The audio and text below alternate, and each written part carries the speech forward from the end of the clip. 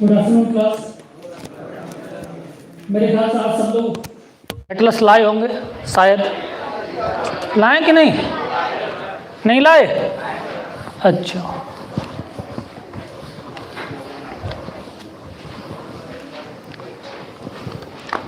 बाकी नहीं लाए तो मैं कुछ और ही सोच रहा था आपके लिए।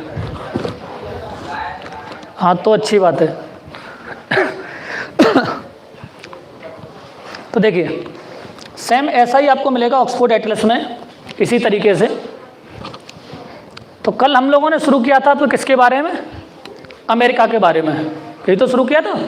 तो अमेरिका में आपके 3 इंपॉर्टेंट बड़े कंट्री हैं नॉर्थ अमेरिका में, जिसमें आपका आता है सबसे पहले Canada, and then USA, and then Mexico. उसके बाद छोटे छोटे कंट्री जिनको हम लोग बोलते हैं आपके सेंट्रल अमेरिका, बोलते हैं कि नहीं? ठीक है। तो जो आपका अपर रीजन है जिसको हम लोग बोलते हैं कनाडा, इस वाले रीजन में कई सारे आपकी फिजिकल फीचर्स डिस्टिंक्ट हैं।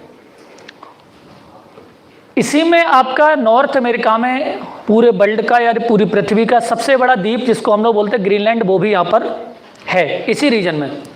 ठीक है। अब ग्रीनलैंड क्या है? वो आपके यूरोप का एक पार्ट है जिसका नाम है आपका आइसलैंड। आइसलैंड के बिल्कुल पास में है। देख रहे होंगे ये वाला कौन सा है? ये है आइसलैंड। और इधर कौन सा है? ग्रीनलैंड। तो देखिए, यहां से जो बाउंड्री है बीच में, इधर के लिए यूरोप शुरू होता है और इधर के लिए नॉर्थ अमेरिका। तो इसके बीच में ऐसी कौन सी डिवाइडिंग लाइन है जो आपके यूरोप और नॉर्थ अमेरिका को सेपरेट करती है? तो दिस इज डेनमार्क स्ट्रेट। इसमें लिख रहा होगा कौन सा? डेनमार्क जल संधि। अब डेनमार्क जल संधि ही क्यों इसका नाम? इसका नाम डेनमार्क जल संधि क्यों? जो डेनमार्क तो यहां से काफी दूर है। क्योंकि जो ग्रीनलैंड है इस पर आपका आधिपत्य किसका है? ऑक्यूपेशन किसका है?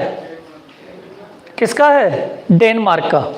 ठीक है। तो डेनमार्क अपने खुद में एक बहुत छोटा सा कंट्री है यूरोप में, जबकि उसने अपनी औकात, यूं औकात ही कह सकते हैं कि औकात से बहुत बड़े, यानी अपने से एरिया में बहुत ज्यादा बड़े एक आइलैंड पर कब्जा कर रखा है, या कह सकते हो उसने अपने आधिपत्य में ले लिया है, सॉवरेंटी में ले लिया है, और उसका नाम है आपका ग्रीनलैंड। तो ग्रीनलैंड पूछा जाए किसका पार्ट है, then it is the part of Denmark. ठीक है। लेकिन दूसरी चीज, ग्रीनलैंड का मैक्सिमम एरिया रहने लायक नहीं है।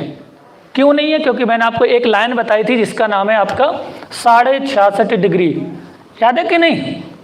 जिसको हम लोग क्या बोलते थे? आर्कटिक सर्कल, यानी कि आर्कटिक वृत्त। आर्कटिक वृत्त क्या है? ये वो वृत्त है जिसके बियॉन्ड ऊपर वाला, यानी इससे इधर के लिए ये है आपका 90 डिग्री यहाँ। तो आपका 66.5 से लेकर 90 डिग्री तक का रीजन है, उसमें क्या होता है? 6 महीने दिन और 6 महीने रात।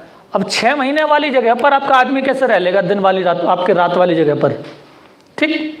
तो जाहिर सी बात है, यहाँ पर क्या होगा? दिन होता है तब भी यहाँ पर आपका बर्फ कभी नहीं पिघलता, टेम्परेचर वो माइनस में रहता है हमेशा।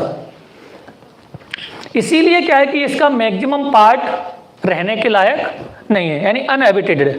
कुछ एरिया बीच में ये पड़ता है नीचे को थोड़ा सा किनारे पर, यही बस कह सकते हैं जो आपका थोड़ा बहुत लिविंग प्लेस है, ह्यूमन हैबिटेशन है इस एरिया में। ठीक। बाकी एरिया में इसमें कोई ह्यूमन हैबिटेशन नहीं है। ठीक है।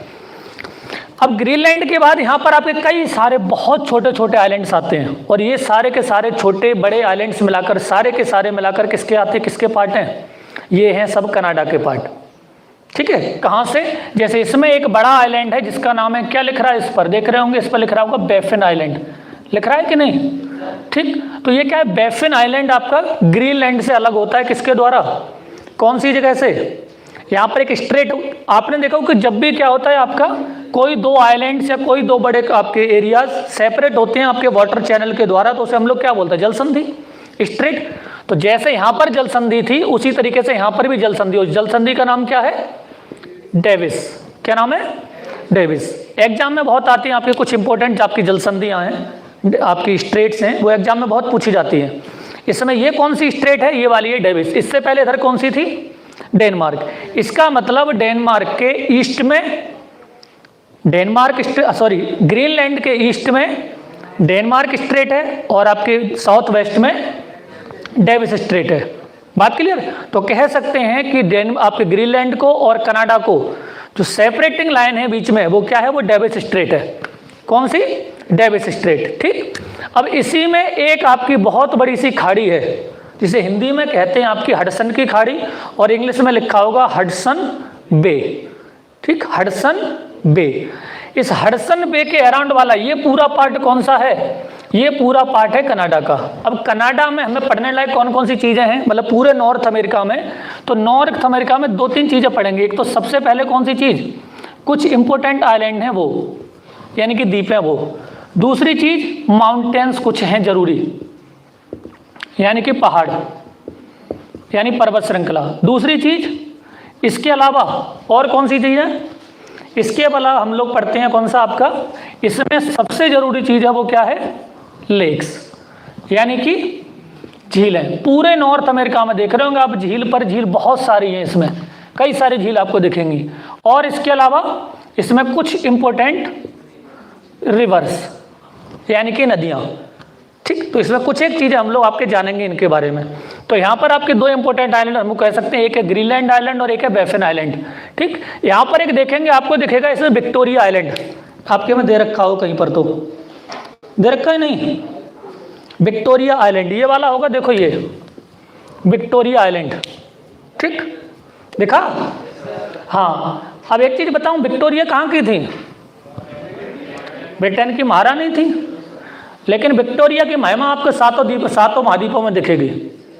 ठीक, विक्टोरिया फॉल्स की बात आएगी तो दूसरा कॉन्टिनेंट, विक्टोरिया आइलैंड की बात आई तो नॉर्थ अमेरिका, विक्टोरिया डेजर्ट यानी कि मरुस्थल की बात आएगी तो कौन सा? तो ऑस्ट्रेलिया। ठीक, तो विक्टोरिया के नाम से बहुत सारी अलग अलग चीजें हैं। और विक्टोरिया मेमोरियल की बात आएगी तो इंडिया का कलकत्ता, ठीक है ना, कोलकाता। तो हर जगह विक्टोरिया के नाम से अलग अलग मॉन्यूमेंट्स, अलग अलग आपके फीचर्स मौजूद मिलेंगे अलग अलग क्षेत्रों में। बात क्लियर? तो यहां पर ये जो क्षेत्र है आपका आर्कटिक वाला, इसके नीचे क्या होता है आपका, इसके जस्ट ऊपर है आपका कौन सा वाला आइलैंड? Victoria island. यहीं पर एक आइलैंड और दिखेगा जिसका नाम है बेल्स आइलैंड। और जबकि बेल्स हम कहां पढ़ चुके हैं इससे पहले? बेल्स हम लोग पढ़ चुके हैं ब्रिटिश आइलैंड का पार्ट, यूनाइटेड किंगडम का पार्ट। ठीक, जबकि बेल्स आइलैंड की बात होगी तो कहां पढ़ेंगे? नॉर्थ अमेरिका में। तो दोनों में अंतर है। जब बेल्स की बात होगी तो हम पार्ट करेंगे किसकी? इंग्लैंड के आपके पड़ोसी राज्य, पड़ोसी किंगडम, यानी आज की डेट में ग्रेट ब्रिटेन का पार्ट। और जबकि बेल्स आइलैंड की बात होगी तो कहाँ होगा? तो ये मिलेगा आपको इस एरिया में। तो विक्टोरिया और बेल्स दोनों पड़ोसी पड़ोसी हैं। ठीक है, इनको यूं याद करके रखना है।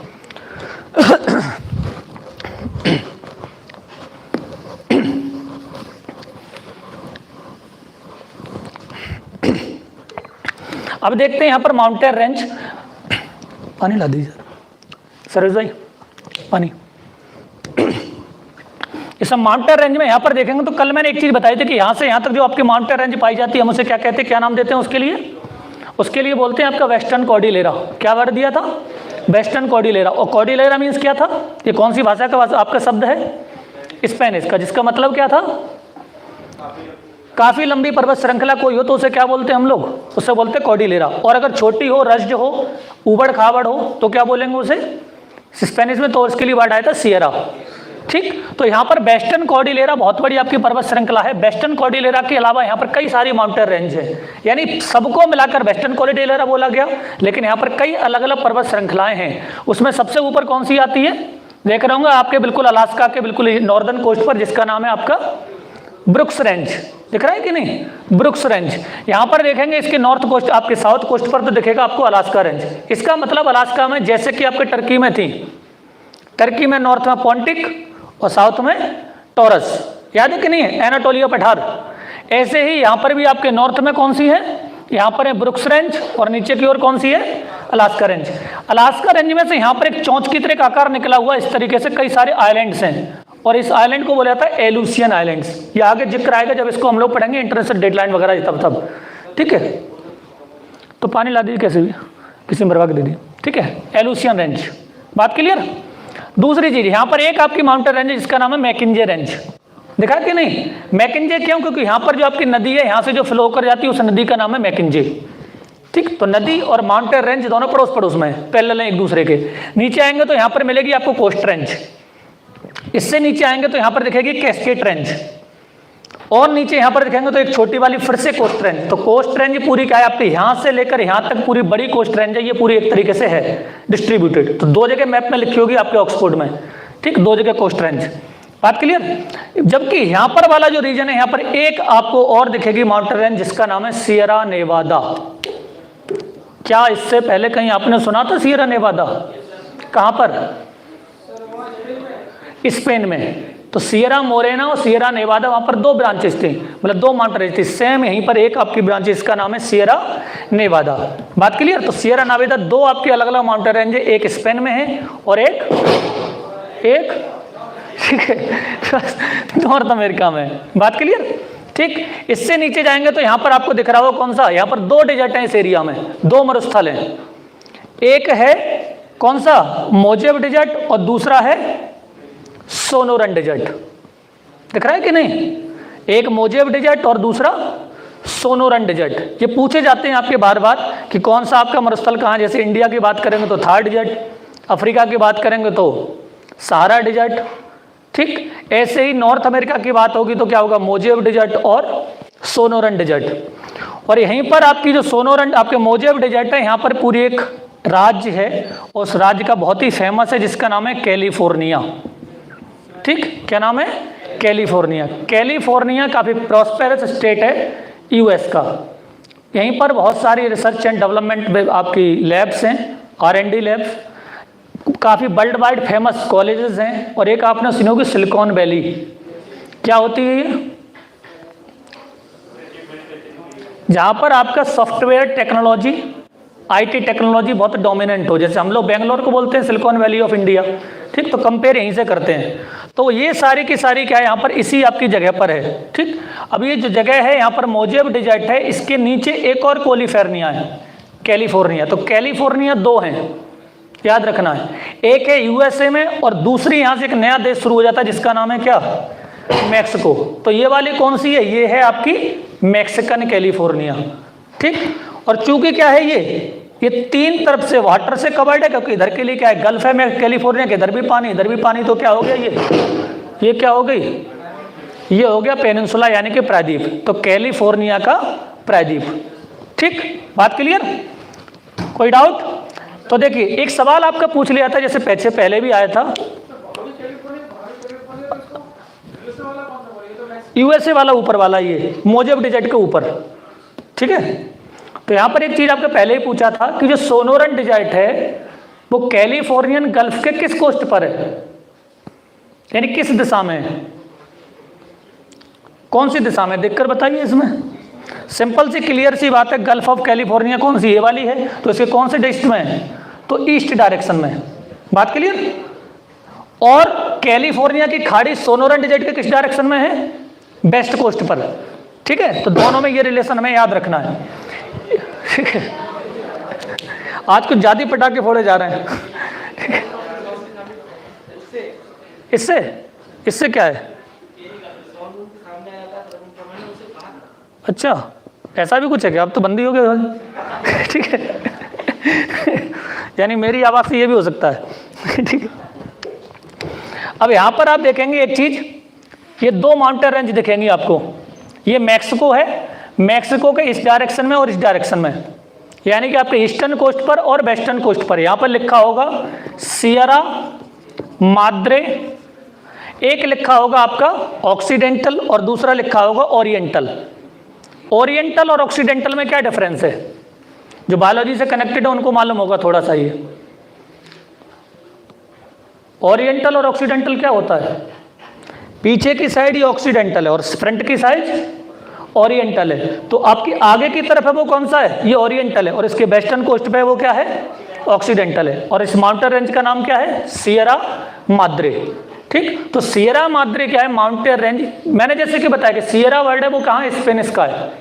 अब जाहिर सी बात है यहाँ पर भी सियरा वर्ड है, यहाँ पर भी आया, यहाँ पर भी, तो इसका मतलब ये एरिया किसके द्वारा रूल किया गया होगा, स्पेन के द्वारा।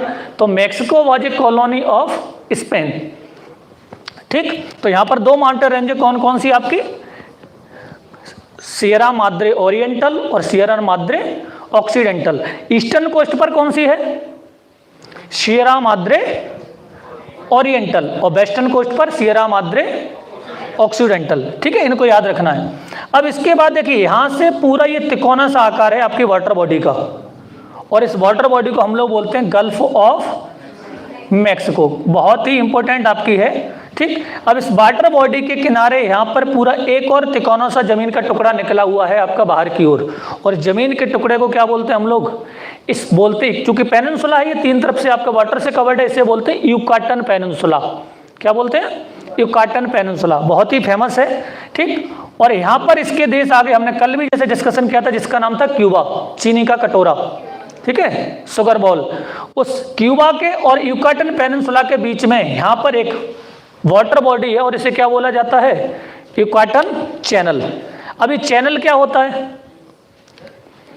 यहां पर चैनल किसको बोलते हैं कि जब किसी वाटर बॉडी के फिक्स रास्ते से एक जलमार्ग तय कर दिया जाए, यानी आपका एक वाटर रूट तय कर दिया जाए कि आपका जो जहाज चलेंगे कि यहां से ही चलेंगे, फिक्स रूट बना दिया, जैसे सपोज करें ये पूरा तालाब हो या पूरा समंदर हो और यहाँ पर हम लोग बीच में से रूट तय कर दे कि नहीं आपको इधर और उधर से नहीं जाना है, सीधे यहाँ से जाना है, तो तब इसे क्या बोला जाएगा, तब इसे बोला जाएगा चैनल। जैसे आपने पढ़ा होगा अंडमान और निकोबार के बीच में 10 डिग्री चैनल है, ठीक, तो वो 10 डिग्री इसलिए क्योंकि 10 डिग्री तो अक्षांश है, उसका लैटिट्यूड है 10 डिग्री ईस्ट, और चूंकि उसके सहारे आपका वाटर आपका व्यापार होता है, जहाज आपके ट्रेवल करते हैं, इसलिए उसको बोल दिया आपका 10 डिग्री चैनल, ठीक है। तो ऐसे ही इसका नाम है क्या चीज, आपका युकाटन चैनल।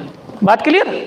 अब यहाँ पर आपका यहाँ से पूरी इस रेंज में आपके अलास्का से लेकर और मैक्सिको के बॉर्डर तक यहाँ पर एक और माउंटेन रेंज जो आपकी काफी बड़ी, पूरे वर्ल्ड की सबसे बड़ी माउंटेन रेंज में गिनती आती है, हिमालय एंडीज के साथ में, और इसका नाम है रॉकीज माउंटेन्स। क्या नाम है, रॉकीज माउंटेन्स, ठीक। तो अब यूएसए के वेस्टर्न कोस्ट पर रॉकीज है और ईस्टर्न कोस्ट पर यहाँ पर एक माउंटेन रेंज जो बहुत ही फेमस है जिसका नाम है एप्लेसियन। क्या नाम है, एप्लेसियन। तो दोनों अपोजिट हैं, ईस्ट कोस्ट पर एप्लेसियन, वेस्ट कोस्ट पर रॉकीज।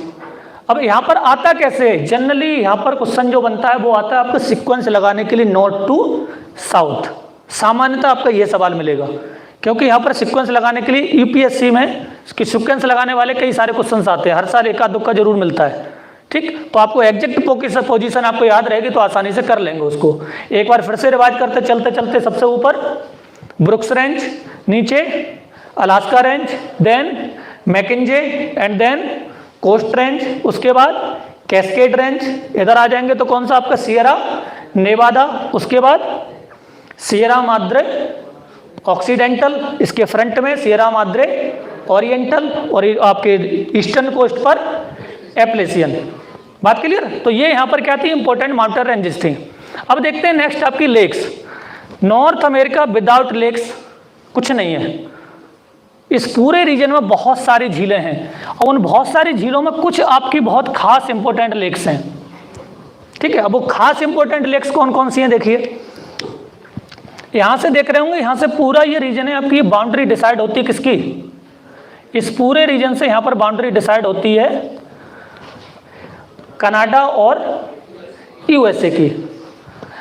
अब इस रीजन में देखेंगे तो यहां पर आपको 5 झीलें दिखेंगी इस पूरे रेंज में, यहां इनको बोला जाता है ग्रेट लेक्स।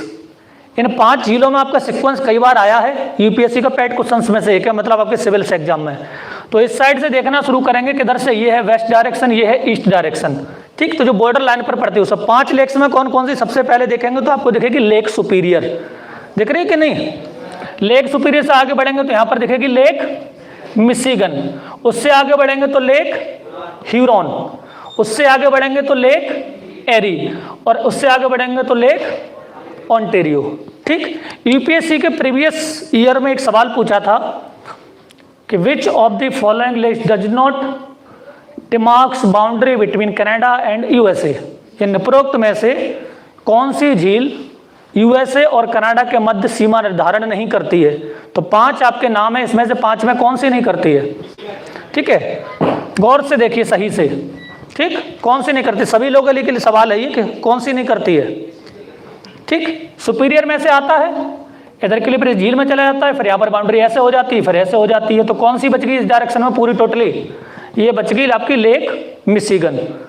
मिशिगन नाम से राज्य भी है यूएसए में, और ये कनाडा पे बिल्कुल भी बाउंड्री टच नहीं करती, जबकि बाकी जो लेक्स हैं वो बाउंड्री डिमार्केट करती है किसके, कनाडा और यूएसए के बीच में।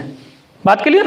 तो कनाडा और यूएसए के बीच में आपको जो बाउंड्री डिमार्केशन है वो इन ग्रेट लेक्स के द्वारा होता है। ठीक, अब इसी के ऊपर आप देखेंगे यहाँ पर सुपीरियर के ऊपर, तो यहाँ पर एक लेक जिसका नाम होगा निपिगॉन, लिख रहा है कि नहीं? ठीक, दूसरी चीज, ये जो रीजन है ये आपका कैसा है, ये रीजन आपका अपर रीजन है, यानी कि आपका अपलैंड टाइप का है। अब यहां से नदियां निकलेंगी, वो क्या जाएंगी, या तो आपकी इस डायरेक्शन में बहेंगी या फिर इस डायरेक्शन में फ्लो करेंगी। तो इधर जाएंगी तो किस में जाके गिरेंगी, ये आर्कटिक में। ठीक, आर्कटिक ओशन में। अब आर्कटिक ओशन का वो पार्ट जो अलास्का से लगता हुआ उसका नाम क्या है, बिफोर्ड सी। क्या नाम है, बिफोर्ड सी।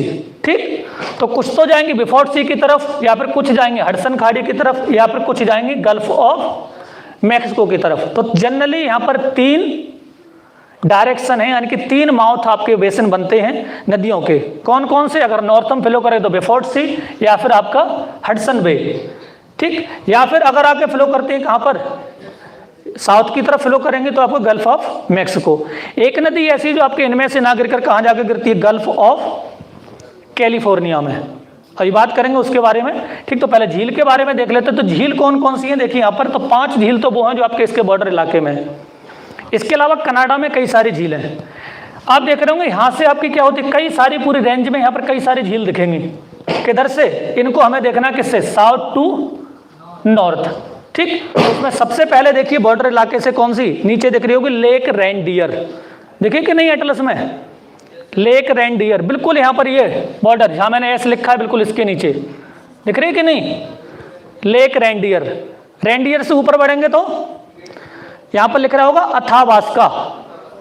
उसके ऊपर बढ़ेंगे तो great slave D, great slave. उसके ऊपर बढ़ेंगे तो लामार्टे। उसके ऊपर ग्रेट बियर, और उसके ऊपर फिर क्या आ जाएगा, फिर खाड़ी आएगी। और खाड़ी कौन सी, ये है मैकिंजे की खाड़ी, क्योंकि यहां पर जो नदी आके गिरती है इसमें वो कौन सी है, वो है मैकिंजे। ठीक, तो मैकिंजे के नाम से 3 चीजें हैं यहाँ पर, वेस्ट कोस्ट में मैकिंजे की पहाड़ियां, फिर मैकिंजे की नदी, और बिफोर्ड सी से लगती हुई मैकिंजे की खाड़ी। ठीक, अब इस खाड़ियां क्या होती है, जो पानी है आपकी, जो मैकिंजे नदी है वो आपकी पानी रिसीव करती है कहां से, फिर से देख लेना एक बार, आपकी लेक रेनडियर। ठीक, उसके बाद लेक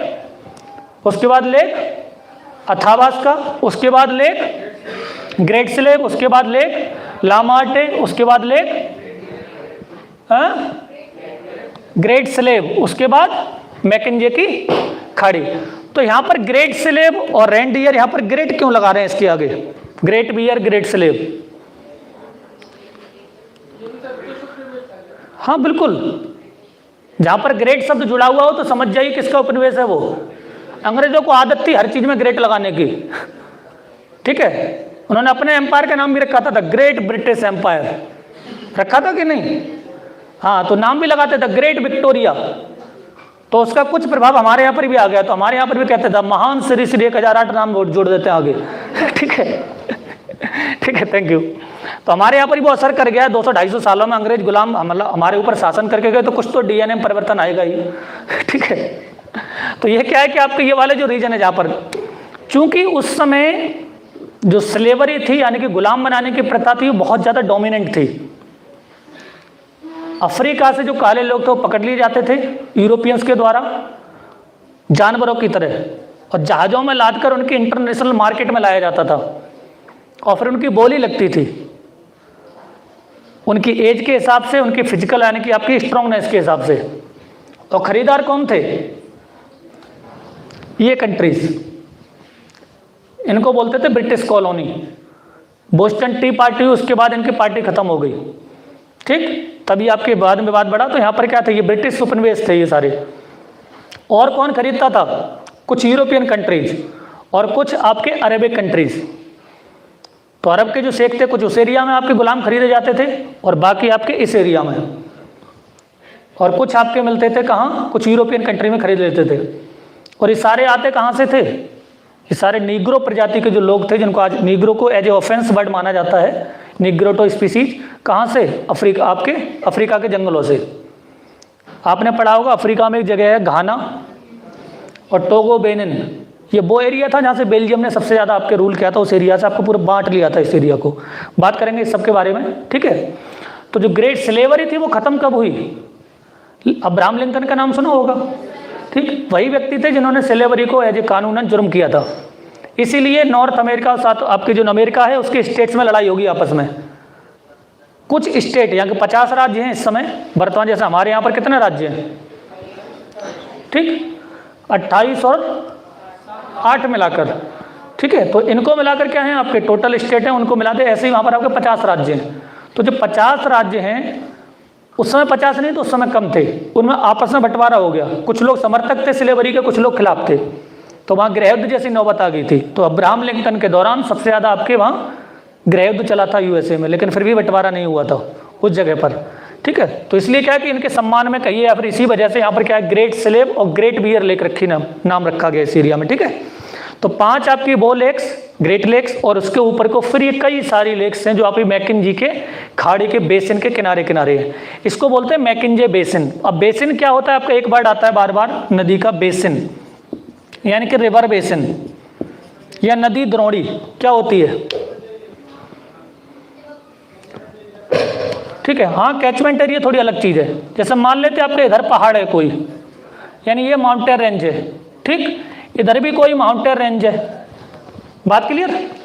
अब पानी आपका यहाँ पर बरसात होगी तो पानी किधर जाएगा, इधर का इधर जाएगा, जाएगा कि नहीं, और इधर का पानी इस डायरेक्शन में जाएगा। तो यहाँ पर क्या होगा, दोनों तरफ से जब पानी होगा तो एक नदी बन जाएगी इसमें।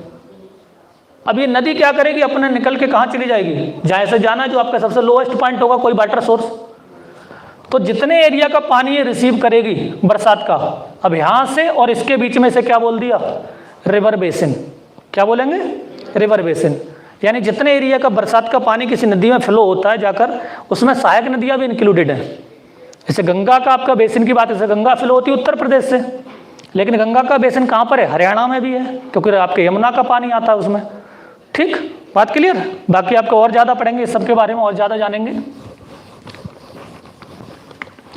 तो ये जो रीजन है आपके यहाँ पर है लेक्स। अब आपकी रिवर कौन कौन सी है इसमें, यहाँ पर पूरे इस एरिया में सबसे जो इंपॉर्टेंट रिवर है वो एक तो मैंने बता दिया आपको कौन सी वाली, आपकी मैकिन्जे रिवर। और दूसरी तरफ इस एरिया में जहाँ हम उसको बोलते हैं ग्रेट प्लेन्स, इसी में आता है आपका प्रेरी, सुना है कि नहीं, प्रेरी घास के मैदान। तो जो प्रेरी घास के मैदान है वो यूएसए में यूँ समझिए आपका अनाजों की उत्पादन मंडी है, यानी उस एरिया में सीरियल्स प्रोडक्शन बहुत हाई होता है। और वो क्या उगाते हैं वहाँ पर, गेहूं और मक्का, ठीक, बात क्लियर।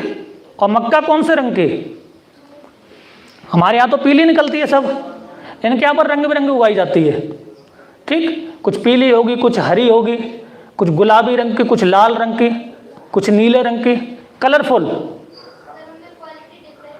बिल्कुल बिल्कुल, प्रोटीन कंटेंट भी डिफरेंट होगा, फिर जैसी वैरायटी उसी तरीके से आपका उसमें होगा, ठीक। और ये मक्का का करते क्या है फिर, क्या मक्के की रोटियां बनाकर खाते हैं, ठीक है बिल्कुल गुड। और दूसरी चीज़ यहाँ पर जो व्हीट प्रोडक्शन करते हैं वहाँ पर भी गेहूँ उगाते हैं, वो खुद नहीं खाते ज़्यादा। अमेरिका पूरी दुनिया में सबसे ज़्यादा पोर्क इंडस्ट्री वाला देश है, यानी सुअर का मांस, और सबसे ज़्यादा खाते हैं, सबसे बड़ी मार्केट डिमांड है वहाँ। और वो करते क्या, जो अनाज उगाते हैं हम लोग डायरेक्ट अनाज खाते हैं, मक्के दा साग, मतलब आपके सरदों से साग और मक्के दी रोटी ये हमारे यहाँ की है। उनके यहाँ पर जो कुछ होगा वो क्या करेंगे, पहले सूअर को खिलाएंगे, सूअर को खुद खा जाएंगे ठीक है, ठीक है। तो वहाँ थोड़ा आपका जो ईटिंग हैबिट है वो थोड़ी डिफरेंट है बाकी ठीक है। तो ये जो रीजन है ये आपके प्रेरी है, यही रीजन था कि जैसे हम जो इंडिपेंडेंट हुए थे, भारत आज़ाद हुआ, तो हम लोग आपके जब सेल्फ सफिशिएंट नहीं थे प्रोडक्शन में, गेहूं के उत्पादन में, तो हम लोग कहाँ से मंगाते थे, अमेरिका से मंगाते थे। और अमेरिका से जो गेहूं आता था वो कैसा था, वो अच्छी क्वालिटी का नहीं था, उसे लाल वाला गेहूं बोलते थे, ठीक है, लाल रंग का होता था छोटा सा, और वो वहाँ पर आपके सूअरों को खिलाने के लिए इस्तेमाल होता था, वो इंडिया में भेजा जाता था, समझ रहे हो, वो ही आपके नखरे दुनिया भर के ठीक है। 1964 में 65 में यही तो विवाद हो गया था, जब आपके 65 में पाकिस्तान से लड़ाई हुई तो अमेरिका उसके पक्ष में था उस समय, तो उसने यही तो धमकी दी थी कि वो आपके अनाज सप्लाई बंद कर देंगे। तो हमारे छोटे कद के प्रधानमंत्री थे, उनको लगा कि आपका छोटा सा आदमी है, आपके ले लेंगे और में, लेकिन वो उनसे भी सुपीरियर निकले। रात में बात हुई, अगले दिन उन्होंने क्या किया, फास्ट ट्रैक का शाम को डिक्लेयर कर दिया, बोले ठीक है नहीं चाहिए तुम्हारा अनाज। और अब इंडियन पीपल से क्या कहा, बोले सप्ताह में एक दिन व्रत रखिए। और उसी समय नारा निकल कर आया जय जवान और जय किसान वाला। ठीक, उसी समय से आपकी भारत में पड़ी हरित क्रांति की नींव। ठीक, और उसमें योगदान सहभागी कौन बना, मैक्सिको वाला। ठीक है, तो ये जो रीजन है अब यहाँ पर जो खाड़ी है हडसन खाड़ी, और नीचे की तरफ कौन सी है, गल्फ ऑफ मैक्सिको। ये दो आपकी खाड़ियाँ हैं आपकी इंपॉर्टेंटली। तीसरी तरफ कौन सी खाड़ी है इस साइड में, गल्फ ऑफ कैलिफोर्निया। ऊपर कौन सी है, मैकिंजे की खाड़ी। ठीक, कौन सी, मैकिंजे की खाड़ी। इसके ईस्टर्न कोस्ट की बात करेंगे तो यहाँ पर एक सागर पड़ता है जिसका नाम है सरागासो सागर। ठीक, और इसकी कॉलोनाइजेशन पीरियड में इसकी इंपॉर्टेंस बहुत हाई है। ठीक, यहाँ पर क्या है, पूरे जंगल पाए जाते हैं समुद्र के अंदर। और वो जंगल कौन से हैं, पेड़ों के नहीं है, वो एल्गी के हैं। ठीक, एल्गी मतलब जानते हैं ना, काई। मैंने बताया भी था एग्जाम्पल तरीका, नहीं पहचाने तो आपको नल की टोटी में उंगली डाल के निकाल के देख सकते हैं। ठीक है, वही काई, यानी कि आपका एल्गी यानी शैवाल। अभी शैवाल आपको तो लग रही इतनी बड़ी सी जंगल कैसे बना लेगी, तो कई बार रेड एल्गी कई 100 मीटर ऊंचे भी हो जाते हैं। कई 100 मीटर, कई सेंटीमीटर नहीं, कई 100 मीटर पूरे समंदर में। तो यहाँ पर पूरा आपका बहुत हाई, इसीलिए क्या होता है सरागासो सी है वो आपका हाई टर्बुलेंस वाला इलाका, मतलब पहले जहाज़ों के लिए बड़ा खतरनाक रहा था। ठीक है, बाद में किसी डिस्कशन करेंगे जब क्लाइमेटोलॉजी पढ़ेंगे तब इस सब के बारे में और विशेष तौर पर।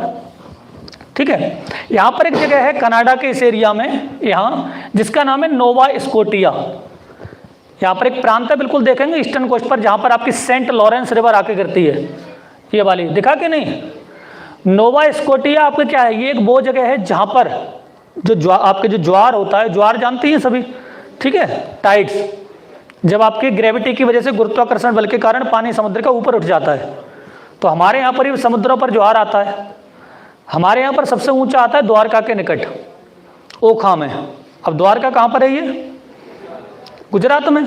ठीक, तो वहाँ ओखा में। ऐसे ही पूरे वर्ल्ड वाइड सबसे ऊंचा जो ज्वार आता है वो कहाँ आता है, वो इस नोवा स्कोटिया में। कितना ऊंचा, 15 मीटर से भी ज़्यादा ऊंचा। ठीक, और यहीं पर है आपकी नोवा स्कोटिया की इसी जगह पर है, यहाँ पर जो खाड़ी है उसको बोला जाता है बे ऑफ फंडी। ठीक, बे ऑफ फंडी यानी फंडी की खाड़ी। बात क्लियर। तो यहाँ पर जो ज्वार आता है वो कहाँ आता है आपका, Nova Scotia, Canada, Bay of Fundy. हमारे यहाँ पर आता है कच्छ की खाड़ी आपके ओखा वाले प्रांत, ओखा वाली जगह पर गुजरात में। ठीक, बात क्लियर। तो ये था कुल मिलाकर किसके बारे में, आपके नॉर्थ अमेरिका के बारे में। अब नेक्स्ट हम लोग मूव करते हैं किसके बारे में, सेंट्रल अमेरिका के बारे में कल बात हो चुकी थी, जिसमें से क्या होता है आपके दोनों तरफ से वाटर से घिरे हुए हैं। इस साइड में पैसिफिक ओशन है, इस साइड में कैरिबियन सी हो। कैरिबियन सी किसका पार्ट है, अटलांटिक का पार्ट है। ठीक, इसमें दो ही राज्य आपके, दो ही देश ऐसे हैं जो एक टच करता है बेलिज किसको, कैरिबियन सी को, जबकि एल सल्वाडोर टच करता है केवल पैसिफिक को, और बाकी सेंट्रल अमेरिकन कंट्री है वो दोनों तरफ से टच होते हैं वाटर बॉडी से। ठीक है, यहीं पर क्या हुआ, यहाँ पर एक बीच में इस जगह को काट दिया गया और काट कर बनाई गई क्या, एक नहर। अब क्यों काटा गया, कारण ये था कि देखिए जब जहाज जाएंगे, मान लेते कि यहाँ से आपका इस जगह से कोई सामान लाद के उन्हें यहाँ पहुँचाना हो फ्लोरिडा मियामी में, तो इनके पास तरीका क्या है, या तो आपके बाई रोड जाएं, जबकि मैंने बताया कि बाई रोड की तुलना में वाटरवे है वो कैसा होता है, बहुत सस्ता पड़ता है। तो यहाँ से या तो घूमते हुए ऐसे जाएं, ठीक है, दुनिया भर में इतना लंबा चक्कर लगाते हुए, या फिर जाएं किसके, दक्षिण अमेरिका का चक्कर लगाते हुए, क्योंकि बीच में तो समंदर है, पूरी जमीन है। तो इन्होंने क्या किया, अल्टरनेटिव ढूंढा। इन्होंने देखा आपकी जमीन सबसे कम कहाँ पर है, तो यहाँ पर इनको मिल गई कहाँ, पनामा में। तो पनामा में उसमें क्या कर दिया इन्होंने, उस जमीन को काट कर एक नहर बना दी, और उस नहर से क्या कर दिया, कैरिबियन सी को कनेक्ट कर दिया किससे, पैसिफिक ओशन से, यानी पैसिफिक प्रशांत महासागर से। अब क्या हो गया, जहाज को इतना लंबा चक्कर लगाने की जरूरत ही नहीं, यहाँ से जाओ, इधर से घुसो और पहुंच जाओ यहाँ पर। ठीक, तो ये क्या हो गया, अब ये वाटरवे तैयार हो गया। तो इससे पहले ऐसी ही एक कैनाल बनाई गई कहाँ पर, अफ्रीका और एशिया के मुहाने पर, बिल्कुल इजिप्ट में, जिसका नाम था स्वेज कैनाल। और स्वेज नहर के बारे में आई होप सभी ने इतिहास में पढ़ा होगा। इतिहास का जिक्र आए और आपका स्वेज का जिक्र नहीं है, ऐसा हो ही नहीं सकता। ठीक, सुएज नहर का भारत को लूटने में बड़ा योगदान है। हाँ जी, भारत को लुटवाने में बड़ा योगदान है उसका। ठीक, अफ्रीका पढ़ेंगे तो जानेंगे उसके बारे में कैसे उसने बड़ा योगदान दिया।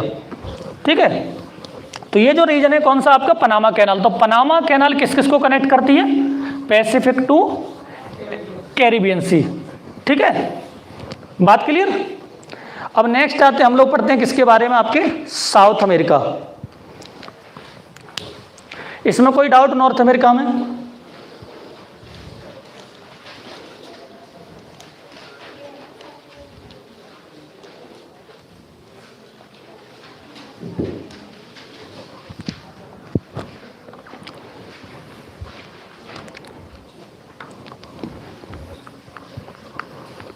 ठीक है, देखिए जो साउथ अमेरिका है इसमें आपके दो देशों ने रूल किया था बड़े टाइम तक, लंबे समय तक। ये कॉलोनी रहा दो देशों की, और वो दो देश कौन से थे, ये थे स्पेन और पुर्तगाल। यहाँ पर कोई तीसरा कॉम्पिटिटर इस एरिया में उनके लिए मौजूद नहीं था। ठीक, और वो दो आपकी कौन कौन से थे, स्पेन और पुर्तगाल, जो मैंने बताया था इबेरियन पेनिनसुला में।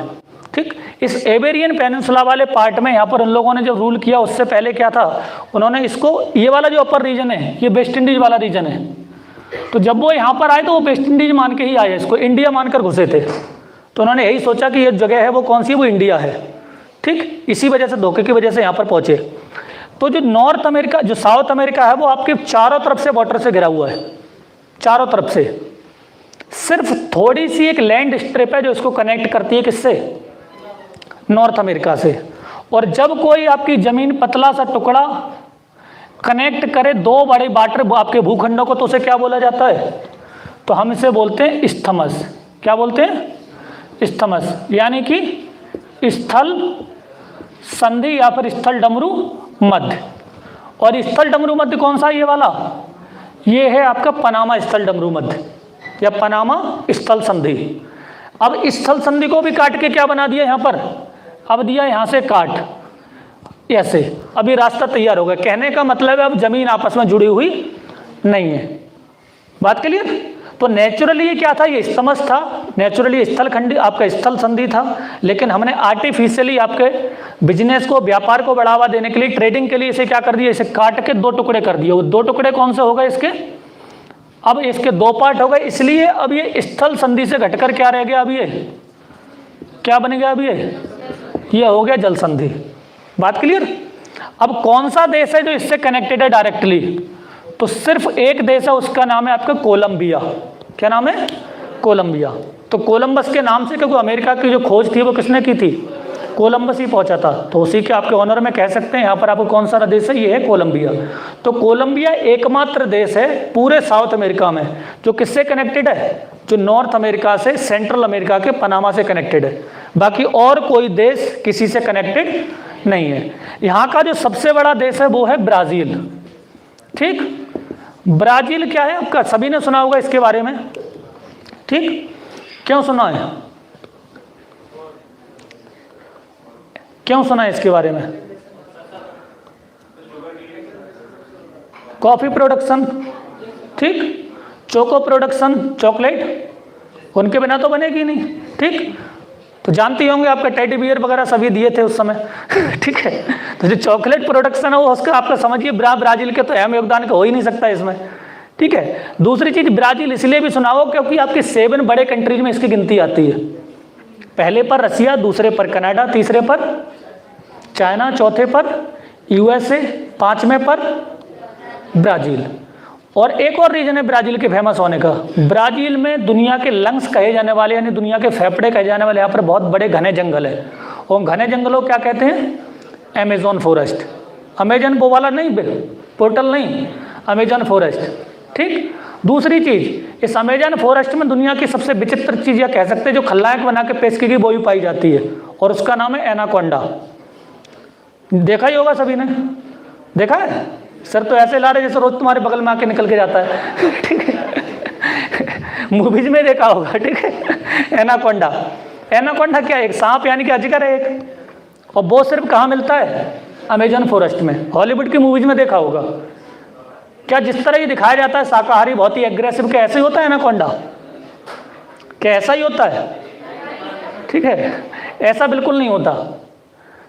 ये बड़ा ही शांत प्रिय जीव है, महात्मा टाइप का, ठीक है। और आपका मोस्ट इंपॉर्टेंटली अधिकांशतः एनाकोंडा क्या होते हैं?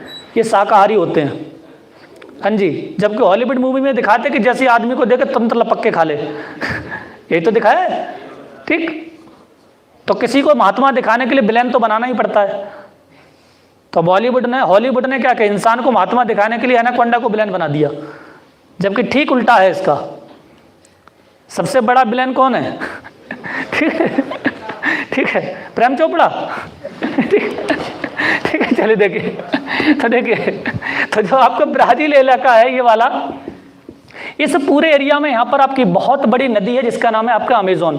पूरे वर्ल्ड में अगर लंबाई में देखेंगे तो सबसे लंबी नदी तो नाइल रिवर है, नील नदी है। लेकिन बाई वॉल्यूम पानी की मात्रा का आधार पर देखेंगे सबसे ज़्यादा पानी कौन सी नदी में फ्लो होता है, तो वो कौन सी? अमेज़न है।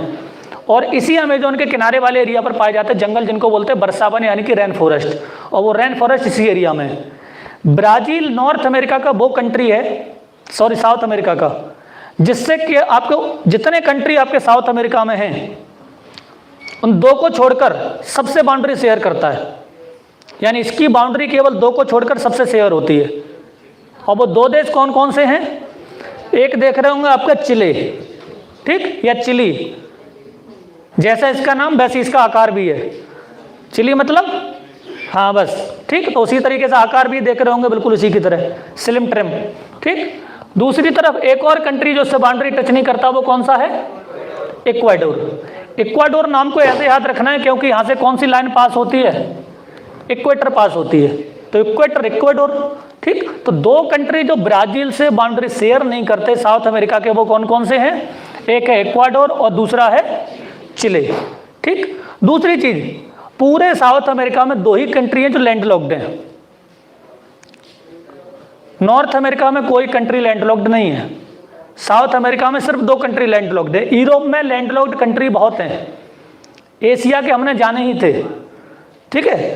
तो यहाँ पर जो लैंडलॉक्ड कंट्री है वो दो कौन कौन से? एक तो बोलीविया और दूसरा पैराग्वे, ठीक। बात क्लियर? बाकी और कोई कंट्री यहाँ पर लैंडलॉक्ड नहीं है। सबकी क्या है, इसका मतलब है कि सभी आपके किसके किनारे? समंदर के किनारे मौजूद हैं। अब इसकी बाउंड्री कहाँ कहाँ पर है समंदर आपके?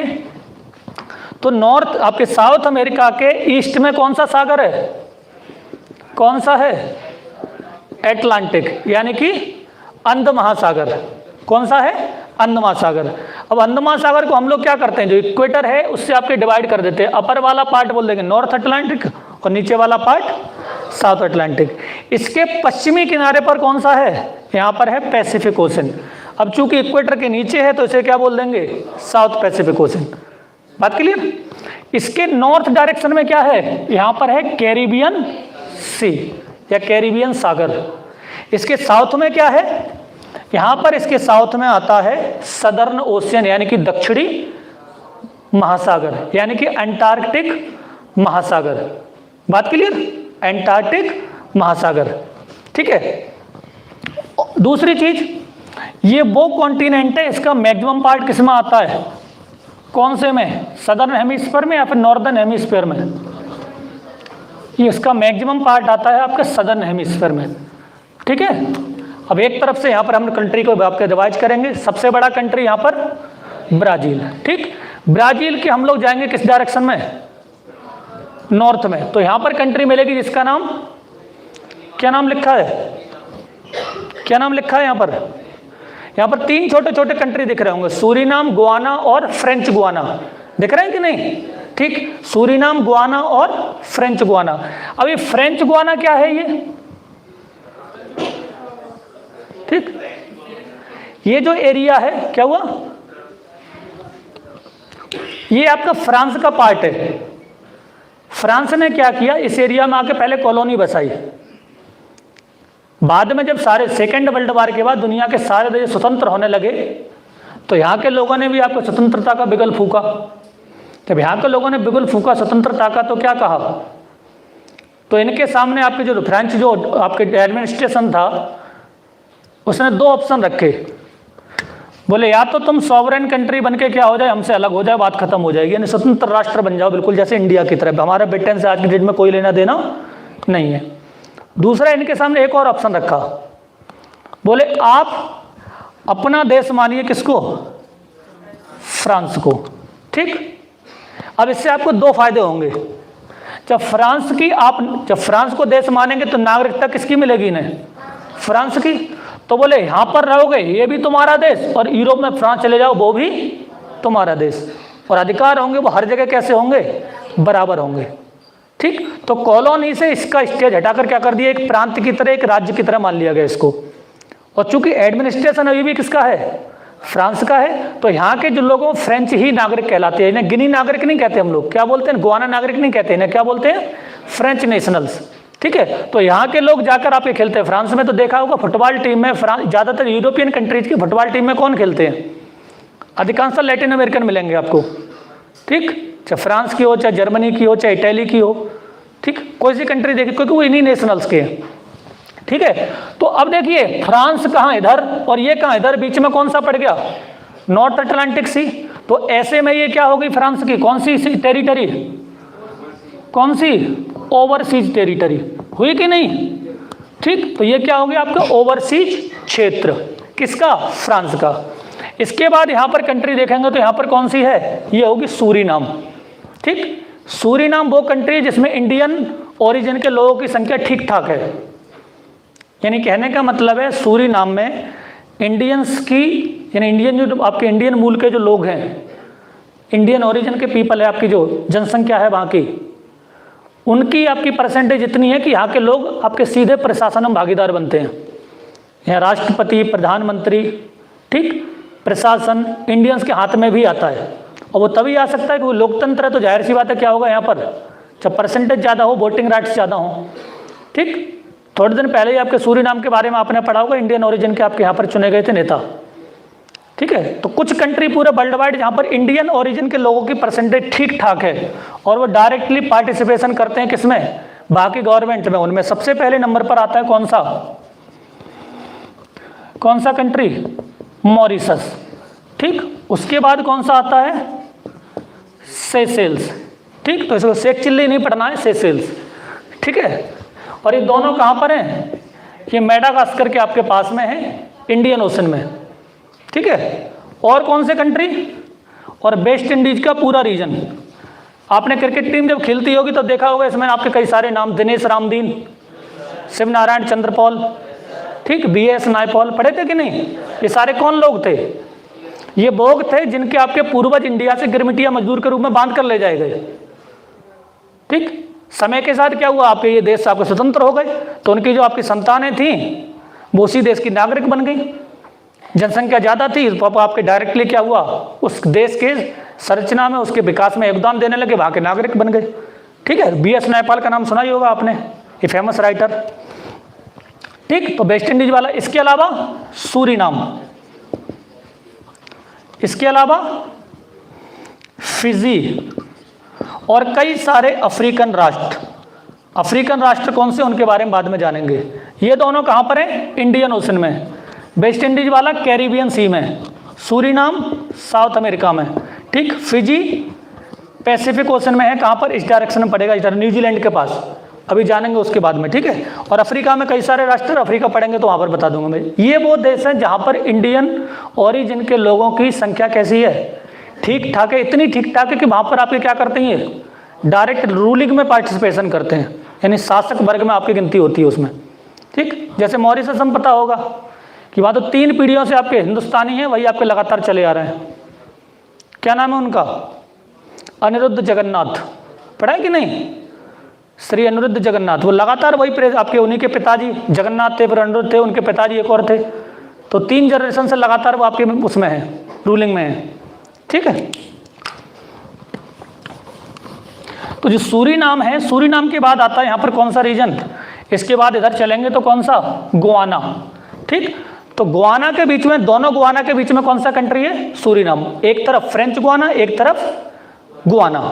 ठीक है, अब जो फ्रेंच गुआना की जब बात आती है तो यहाँ पर एक और चीज़ है, यहाँ पर देखा होगा आपने कि जितने भी फ्रांस सैटेलाइट्स लॉन्च करता है तो सब पढ़ते होंगे फ्रेंच गुआना के केप कैनेवरल से लॉन्च किए जाते हैं। भारत के जितने पहले सैटेलाइट लॉन्च किए जाते थे उसमें से अगर जीएसएल भी संचालित है, वो रॉकेट जीएसएल प्रक्षेपित था, वो ज़्यादातर आपके फ्रांस से होते थे। ठीक, अब दो तरीके के सैटेलाइट होते हैं, कौन कौन से? एक पोलर और दूसरे जियो सिंक्रोनस। ठीक है, पोलर कौन से होते हैं कि जैसे ये पृथ्वी है तो दोनों पोल्स के ऊपर चक्कर लगाएं ऐसे, यानी ध्रुव से ध्रुव। ठीक है, जैसे जिन लोगों ने परमाणु मूवी देखी होगी, देखी थी कि नहीं, जॉन अब्राहम वाली, तो समझो अमेरिका के सैटेलाइट जो वॉच करते थे इंडिया को, वो कौन से थे? वो पोलर सैटेलाइट थे। ठीक है, जियो सिंक्रोनस कौन से होते हैं? या भूस्थैतिक इनको बोलते हैं, कि आपके भूमध्य रेखा के ऊपर चक्कर लगाते हैं। इनकी लोकेशन एक जगह रहती है बस, 36,000 किलोमीटर की ऊंचाई पर छोड़, जैसे ये पृथ्वी है यहाँ पर और इसमें 36,000 किलोमीटर की ऊंचाई पर यूँ छोड़ दिया। अब पृथ्वी जैसे घूमेगी वैसे ये घूमेंगे, तो ये एक जगह स्तर बने रहते हैं इस तरीके से। इनकी स्पीड ऐसे मेंटेन की जाती है कि बिल्कुल यूँ लगे जैसे डंडा से बांध के उनको रोक दिया हो कि नहीं। ठीक है, ऐसे इस तरीके से। ठीक, तो आपके भारत के पास, हमारे पास ही पहले टेक्नोलॉजी नहीं थी। हम लोग आपके जियो सिंक्रोनस सैटेलाइट मोस्टली आपके किससे लॉन्च करवाते थे? फ्रांस से। और पोलर के मामले में तो हम लोग महारथी हैं, हमारे यहाँ पर ऑलरेडी एक महारथी है PSLV रॉकेट लॉन्चर। ठीक है, तो इनके बारे में फिर कभी साइंस वगैरह वाले में। ठीक है, तो ये जो रीजन है पूरा वाला कौन सा? फ्रेंच। तो फ्रांस के बाद कौन सा? सूरीनाम। सूरीनाम के बाद गुआना। गुआना के बाद कंट्री आता है कौन सा? वेनेजुएला। वेनेजुएला अपने आप में बहुत यूनिक कंट्री है। पूरे विश्व में बहुत सारे कंट्री हैं जो क्या करते हैं, दूसरे देशों को तेल बेचते हैं। उन तेल बेचने वाले, उत्पादन करने वाले देशों का संगठन इसे बोलते हैं OPEC, oil producing and exporting countries. और इस एरिया में कौन से देश आते हैं?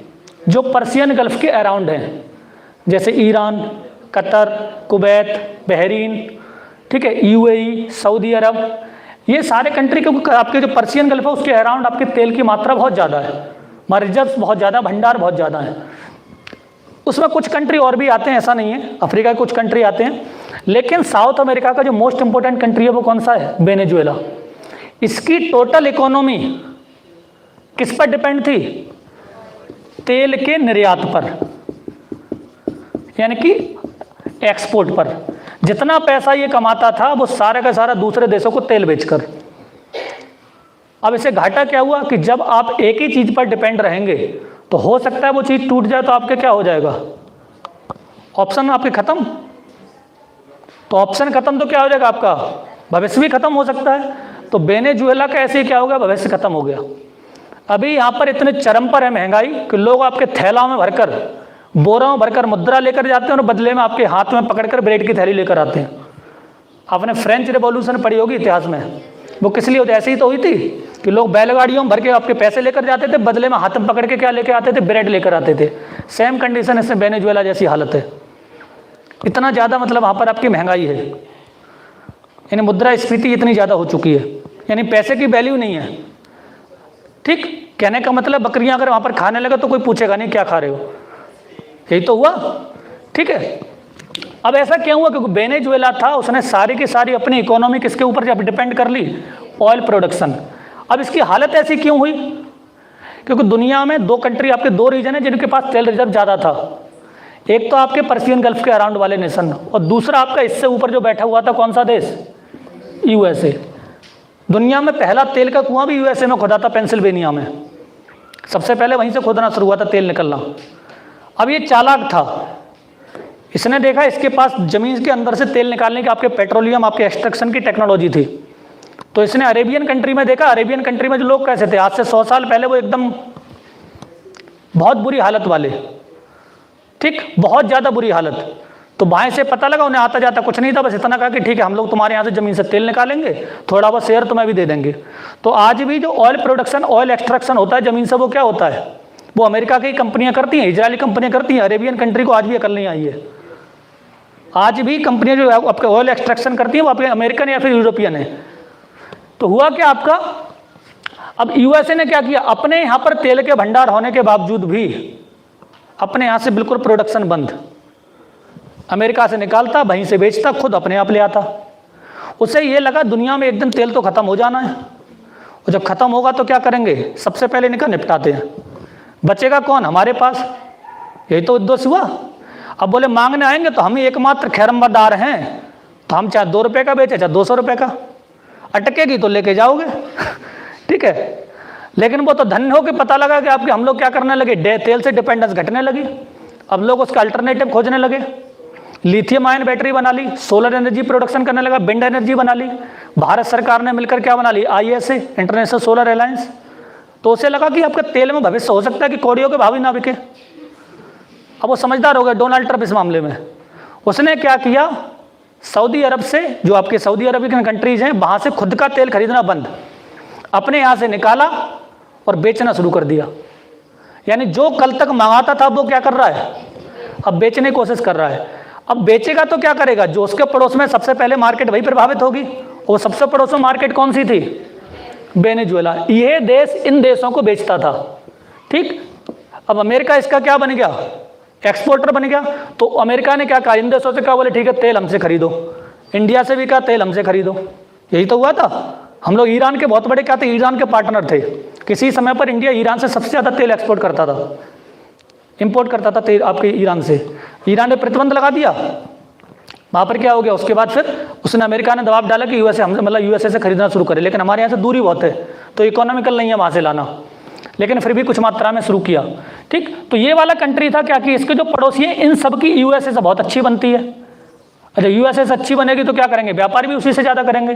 तो ऐसे में इसकी जो डिपेंडेंस थी ऑयल एक्सपोर्ट था वो घटने लगा। और जब घटने लगा तो जाहिर सी बात यही एकमात्र इनकम का सोर्स है, तो दिक्कत तो होनी है, ठीक। इसीलिए सबसे कंगाल देशों में गिनती होती है वेनेजुएला की। बात क्लियर। यहाँ की जो आपकी कैपिटल है वो कौन सी है, वो है कराकास, ठीक। उसके बाद जो अगला कंट्री आता है इस रीजन में वो कौन सा है, वो है कोलंबिया, ठीक है।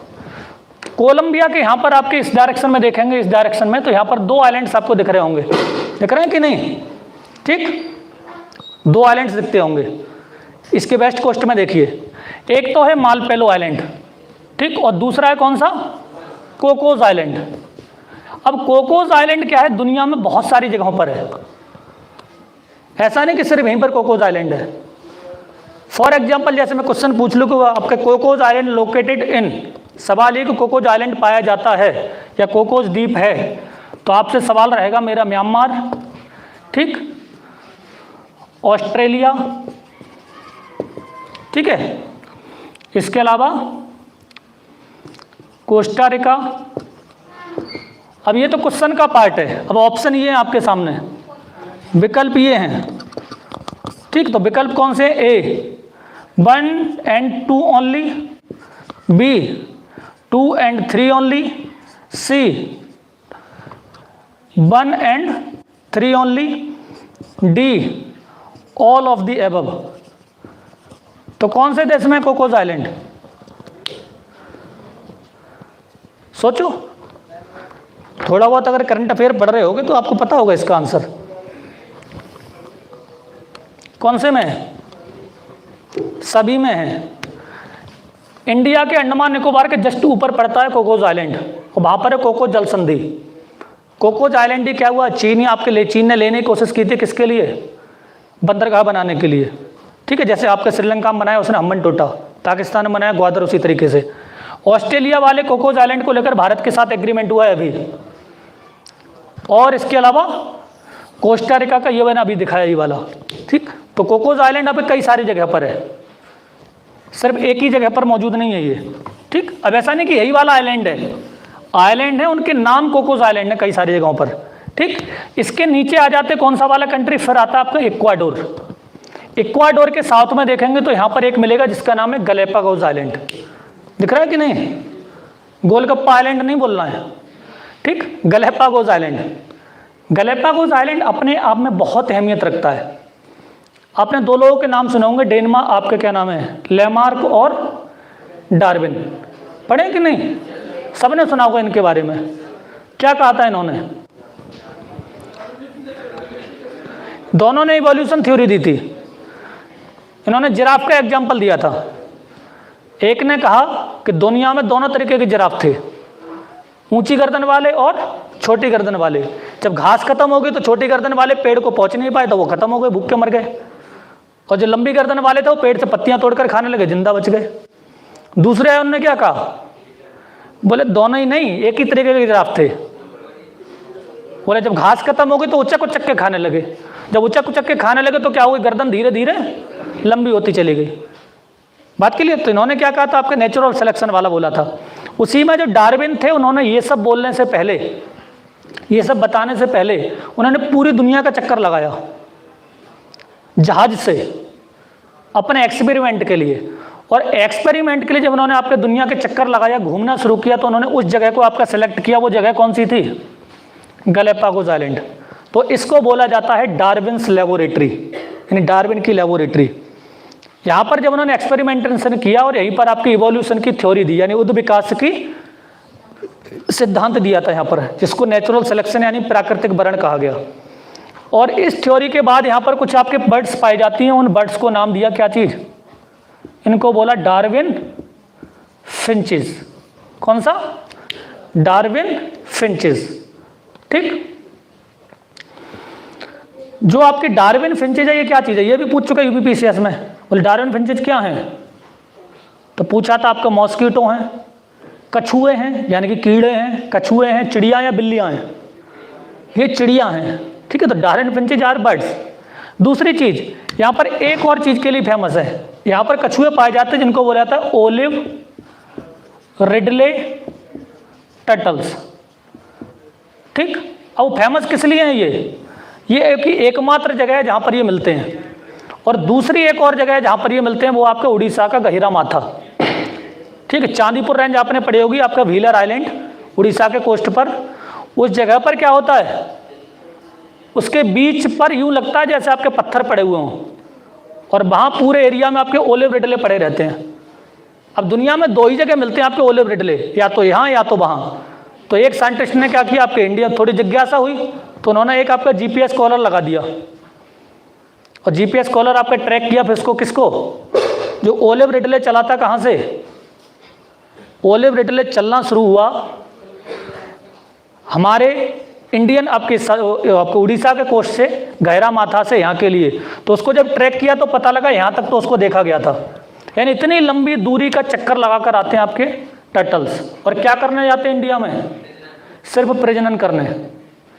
ठीक, ओनली, यानी यहाँ से जाएंगे वहाँ जाएंगे, आपके प्रजनन करेंगे, अंडे देंगे, वहाँ से आपके टर्टल्स, आपके छोटे छोटे वो सब आपके सीडलिंग्स निकलेंगे। उनके बाद क्या करेंगे, मूव करके फिर यहाँ आ जाएंगे। जैसे कि हमारे यहाँ पर क्या है, रसिया से भी आते हैं साइबेरियन बर्ड्स। ठीक है, तो साइबेरियन बर्ड्स आते हैं, वो भी हमारे यहाँ पर इसी तरीके से आते हैं। ठीक है, क्योंकि ठंडे इलाके हैं ये। ठीक है, तो ओलिव रिडले टर्टल क्या है, वो भी आपके, इसका मतलब है कि जो गैलापागोस आइलैंड है वो दो चीज़ों के लिए फेमस है, डार्विन फिंचेस और दूसरा ओलिव रिडले टर्टल। एक और कारण है कि यहाँ से गैलापागोस आइलैंड से बिल्कुल पास होती है कौन सी डिग्री, 0 डिग्री चैनल, यानी कि 0 डिग्री इक्वेटर। तो यही पूछ लिया जाता है कि आपका जो इक्वेटर है वो कहाँ से पास थ्रू होती है, तो ये पास थ्रू होती है कहाँ से, गैलापागोस आइलैंड, मतलब बिल्कुल उसके ऊपर स्थित है। ठीक है, उसके बाद कंट्री आ जाता है कौन सा, पेरू। पेरू के बाद आपके जो नीचे कंट्री है वो कौन सा है, पेरू। हमारे यहाँ पर न्यूज में तब आता है कि जब हम लोग क्या करते हैं, जब अल नीनो के बारे में खबर सुनते हैं कि नहीं। अल नीनो तब आता है कि जब आपके जिस साल अल नीनो आ जाए उस साल भारत में आपका सूखा पड़ जाता है। तो अल नीनो फेनोमेना है जो डायरेक्टली आपके मानसून से रिलेटेड है। इसके बारे में आपके मानसून सेक्टर में बात करेंगे, हम लोग पढ़ेंगे। तो आपने एक और पढ़ा होगा इससे पहले, माया सभ्यता सुनी थी, माया कैलेंडर 2012-13 में बड़ी तेज अफवाह उड़ी थी कि दुनिया खत्म। और इंडिया में न्यूज चैनल तो जानते ही क्या है। ठीक है, और दूसरी बात, लोग और सुहान अल्लाह, जब कोई चीज़ पूछी जाती है तो क्या करते हैं, एक सिग्नल लगा होता है ऐसे सिंबल लास्ट में, या फिर लगा होता है ये वाला, या फिर लगा होता है ये वाला। तीनों में बहुत जमीन आसमान का अंतर है। अगर ये लगाए तो इसका मतलब पूछ रहा है कि दुनिया खत्म, और अगर ये नहीं लगाए तो इसका मतलब संभावना है, हो भी सकता है नहीं भी हो सकता है। और अगर ये चिल्ल लगाए तो खत्म। ठीक, अब यहाँ के लोग क्या करते हैं, सिर्फ पहली वाली पढ़ते हैं, बाद में ब्राह्मचंद नहीं देखते कौन सा लगाया, सिर्फ ये पढ़ते हैं। तो आपके स्क्रीन पर टीवी पर चलता है कि दुनिया खत्म, बस लास्ट में चिन्ह क्या लगा इससे मतलब नहीं है। तो उस समय इंसिडेंस ऐसा हुआ था 2012-13 में कि एक स्विट्जरलैंड के नीचे सुरंग बनाई गई थी और उसके नीचे एक मशीन रखी गई थी। और उस मशीन से ये एक्सपेरिमेंटल सर करना था कि दुनिया बनी कैसे, ठीक। और उसको बोला गया था LHC, लार्ज हेड्रॉन कोलाइडर। जैसे बिग बैंग मैंने बताया था पहले वाले दिन जब पढ़े थे हम लोग, तो बिग बैंग क्या था, वो था जिससे दुनिया की उत्पत्ति हुई। तो वो ही कोशिश साइंटिस्ट कर रहे थे, तो दुनिया उत्पत्ति हुई कैसे, तो उन्होंने बिग बैंग करने की कोशिश की। बड़ा बिग बैंग तो कर नहीं सकते, उन्होंने कहा छोटा वाला करके देखते हैं। तो जब बड़ा व छोटा वाला कर रहे थे तो लोगों ने क्या किया, आपके मीडिया ने इतना ज़्यादा आपका फैला दिया मार्केट में, तो लोगों ने खून से लेटर लिख के भेजे कि दुनिया में पहली बार था कि दूसरे किसी उद्देश्य से खून से लेटर लिखे गए, वरना खून से लेटर तो कहीं और लिखे जाते हैं। तो लोग भेज रहे थे किसको, अपने अपने देश के राष्ट्राध्यक्षों को कि बचा लो हमारे लिए, दुनिया हम मरना नहीं चाहते, जन्म लिया है अभी तो हमने कुछ देखा ही नहीं है। ठीक है, तो ये क्या था, ये पीरियड आपके ये समय चल रहा था ये वाला फरवरी मार्च। तो उस समय मैं आपके ग्रेजुएशन में था, तो मेरे मित्रगण थे, उन्होंने पढ़ना बंद कर दिया था। उनने क्या, दुनिया ने बहुत सारे लोगों ने, उन्होंने कहा मार्कशीट कलेजे पर रख के थोड़ी ले जानी, दुनिया तो खत्म होने ही वाली है। ठीक है, परिणाम ये निकला कि 250 लोगों में से फेल होने वाले आपकी संख्या कितने थे, बहुसंख्यक हो गए, और जो पास होने वाले तो अल्पसंख्यक रह गए। ठीक है, बाद में फिर आपको वो तो हमारे रोहिलखंड की एक व्यवस्था अच्छी है, इम्प्रूवमेंट। ठीक है, जो पास है और फेल है सब डाल देते हैं, तो इम्प्रूवमेंट से थोड़े वो फिर वो आपके अल्पसंख्यक, आपके अल्पमत में रह गए फिर। तो यूँ समझिए 284 में से फेल होने वालों की संख्या 200 से ऊपर थी। अब अंदाजा लगाइए कितना बड़ा प्रभाव पड़ा होगा। अब इसके पीछे दो कारण थे, एक तो वो LHC वाला रीजन था, एक और मौका मिल गया माया सभ्यता। दुनिया में जब भी आपकी सिविलाइजेशंस की बात आती है तो उसमें आपके Indus valley civilisation, Indian civilisation, Chinese सभ्यता, इजिप्ट यानी सुमेरियन आपकी वाली रीजन, ठीक है, इजिप्ट की, सुमेरियन, मेसोपोटामियन और ग्रीस, और इधर फिर आपकी माया। अब ये माया सिविलाइजेशन था, इसका कैलेंडर था वो आपके इंतफाकन 2013 केवल आपके मार्च तक था। अब जो मीडिया के लोग थे, बाकी लोग, तो उन्होंने समझा कि माया सभ्यता हमसे ज़्यादा एडवांस सभ्यता थी। उसने कैलेंडर अगर मार्च तक बने तो इसका मतलब दुनिया आगे है ही नहीं। ठीक है, तो बार बार कैलेंडर फ्लैश करके पूछते थे कि दुनिया खत्म, बस। अब उनको खत्म नहीं हुआ, आपके करियर बहुत लोगों को खत्म हो गया। ठीक है, तो देखिए अब जो माया सभ्यता से रिलेटेड जो रीजन है, वहाँ पर एक शहर आता है जिसका नाम है माचू पिचू। सुना है कभी? दुनिया में 7 वंडर्स आते हैं, एक एंशिएंट वाले, एक मॉडर्न वाले। एंशिएंट में जो जिक्र आता है तो माचू पिचू का नाम आता है। वो माचू पिचू कहाँ पर है? वो ये है, कौन से देश में? पेरू में। ठीक, कौन से देश में? पेरू में। यहाँ पर एक नीचे देखेंगे इस वाले रीजन में, ये वाला चिले का ये वाला रीजन यहाँ, तो यहाँ पर एक डिजर्ट है, और इस डिजर्ट का नाम क्या है? इस डिजर्ट का नाम क्या है? इससे बोलते हैं अटाकामा डिजर्ट। ठीक, और इससे पहले मैंने एक चीज बताई थी आपकी कि जो डिजर्ट होता है वो किसकी वजह से बनते हैं? गर्मी की वजह से या फिर ड्राईनेस की वजह से? गर्मी कितनी भी हो, अगर बरसात होती तो क्या होगा? हम उसे डिजर्ट नहीं कहेंगे। डिजर्ट कब कहते हैं? जब वहां पर शुष्क मौसम ज्यादा हो, यानी पानी की स्कार्सिटी हाई लेवल पर हो। तो दुनिया में सबसे ज्यादा शुष्क जो एरिया है वो कौन सा है? वो ये रीजन है, अटाकामा डिजर्ट है ये रीजन। ये इतना शुष्क है कि यहाँ पर लोग रहें तो पानी बॉडी से निकल के आपके किशमिश बन जाएंगे, यानी छुआरे में कन्वर्ट हो जाएंगे लोग यहाँ पर रहने लगेंगे। तो यानी बॉडी से क्या हो जाएगा? पानी वेपोरेट हो जाएगा। इतना ज़्यादा शुष्क मौसम है यहाँ पर, ऐसी क्लाइमेट है। ठीक, और यहीं पर जो जगह है वो आपके शुष्क मौसम, वो कौन सा आपकी जगह है? जिसका नाम है अरिका। ठीक, बिल्कुल देखिए चिले में पड़ रहा होगा आपको, बिल्कुल लिख रहा होगा आपका टाचा और अरिका दोनों पास पास में दिख रहे होंगे, दिख रहे हैं कि नहीं? तो जो अरिका है वो चिले में पड़ता है यहाँ पर। ठीक, बात क्लियर? इसी अरेका के साथ में आपके लिख नहीं रहा है यहाँ पर, लेकिन बता दे रहा हूँ, यहाँ पर दिख रहा होगा गुआनो आइलैंड, आपके इसमें नहीं होगा। अरेका जहाँ लिख रहा है उसी के आपके बिल्कुल वेस्ट की तरफ, जिसका नाम है गुआनो आइलैंड। गुआनो किस लिए फेमस है? किस लिए फेमस है? दुनिया में कुछ एब्जेड चीज़ों की बड़ी वैल्यू होती है, बहुत अहमियत होती है। जैसे व्हेल मछली सभी जानते हैं। ठीक, व्हेल मछली उल्टियाँ कर दे तो वो करोड़ों में बिकती है। हाँ जी, करोड़ों में। ठीक है, अब खास, अब हारी बेल नहीं सारी, अब ये मत करना कि जाके बेल का ही पीछा करने लगे उल्टिया कर। ठीक है, मैंने टांग देंगे तुमको।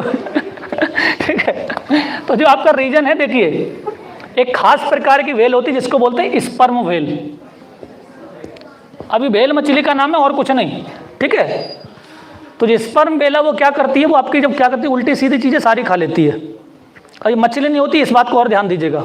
जो वेल होता है वो इट इज ए मैमल, ये बच्चों को जन्म देता है, मछलियाँ जबकि अंडे देती हैं, और ये अपने बच्चों को क्या करता है, दूध भी पिलाती है। ठीक है, तो ये मैमल होती है हमारे जैसी तरह। तो जो आपकी जो वेल, आपकी जो है वेल है, जिसको एक कैटेगरी इसका नाम है स्पर्म वेल, वो उल्टी सीधी चीज़ें सारी खा लेती है। बाद में अपनी बॉडी से जो प्रोडक्शन आपकी चीज़ें उल्टी, उसको पचाने के दौरान आँत से एक मटेरियल आपके जब पच नहीं पाता, प्रॉपर डाइजेशन नहीं होता, तो उसको आपके मुंह के रास्ते बाहर निकाल देती है, और वो गोले के रूप में होता है, गेंद की फॉर्म में, और वो करोड़ों रुपए किलो के हिसाब से बिकता है। और उसकी डिमांड कहाँ होती है, परफ्यूम बनाने में। ठीक है, और ठीक है, परफ्यूम इंडस्ट्री में उसकी बहुत हाई डिमांड है। ठीक है, और साथ में कुछ उत्तेजक दवाएं बनाने में भी उसका इस्तेमाल होता है। तो दो चीज़ों में, इसीलिए क्या होता है, स्पर्म वेल आज की डेट में कैसी हो गई है, खत्म होने के कगार पर है। कि लोग क्या करते हैं, इस करोड़ों के लालच में आपके उन मछलियों को पकड़ लेते हैं, कई बार जान से मार देते, उसको निकालने के चक्कर में बॉडी से। ठीक, तो स्पर्म वेल इसलिए इंडिया में संकटग्रस्त, यानी कि आपका इंडेंजर्ड स्पीसीज घोषित है। ऐसे ही एक चिड़िया है दूसरी, गुआनो।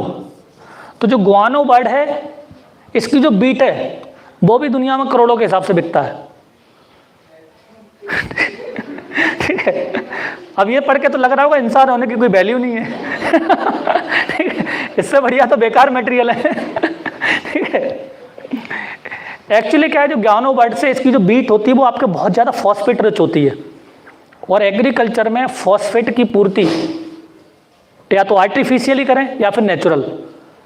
और गुआनो बर्ड क्या करती है, एक जगह से दूसरी जगह उड़कर जाती, तो वहाँ के जहाँ ये पहुँचती, वहाँ के किसान स्पेशली वो चीज़ें डालते हैं अपने खेत में जो गुआनो के लिए पसंद हो, यानी स्वागत किया जाता है, यूँ समझिए बड़े लेवल पर। ठीक, यानी किसान सीधा फिलॉसफी भाई आपके जो फिलॉसफी है वही आपके फॉलो करते हैं, करेंगे वही जो बात तुमको पसंद। ठीक है, तो ऐसे में क्या होता है, गुआनो उसके बाद क्या करती है, वहाँ पर आपकी खाएगी, पिएगी, प्रजनन करेगी, वहाँ पर बीट करेगी, उसको उठाकर मार्केट में बेच दिया जाता है करोड़ों के हिसाब से, लाखों रुपए के हिसाब से। ठीक, तो दो चीज़ें यहाँ पर बढ़ी। तो इसी के नाम से यहाँ पर एक आइलैंड है, और वो आइलैंड कौन सा है, गुआनो आइलैंड।